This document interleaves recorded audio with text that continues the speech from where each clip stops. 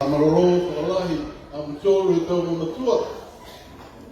Amarolo whakalahi, e whiaki e atu hau fō, aniwea, ahi nei i mutoro. Kiskisa te tōru, toka tōronga toka nākau. E mōi koe numera na hanana ke wharoroa. Ka koe hanga motu, nākau maeke, e uta te. I whakau e ke mutoro e tau matua. O tu mau ke tamai e ka whanau. Tamai me whanau ke mahani. Anga whakadume e hato tō. Lahi te pia hātu ni nei. Whawhawhonga ke mpui ha diwe ke mahani he tau tōranga. Ke mahani he tia pianga me tau kise. E mai he tau motu ne toro atu. He tia pianga ie ha rei. Ke he mai ni ha diwe. E mahani he pakise e te rolongo ana whakamutu.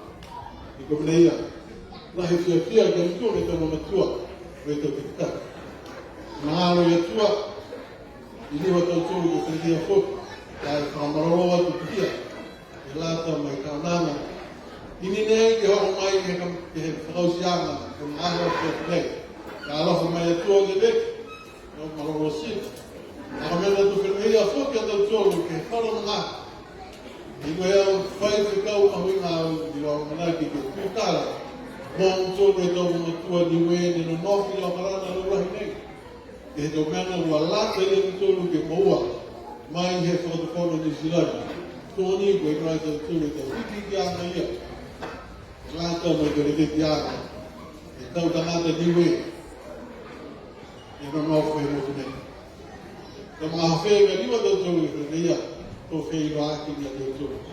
A niwa o tupua tu hanga whiawhia. Ko i pui he whakatawhano kua hoko mai. Tātai ke hei tuahana, ka kua mai noama. Taha tāna alahi ka hui ka nei ke ame. Moi tuau ke hātou tōru a Palestia. Moi tuau ke he tau mamatua. E o moi ana ke atu hau fōu haniwe.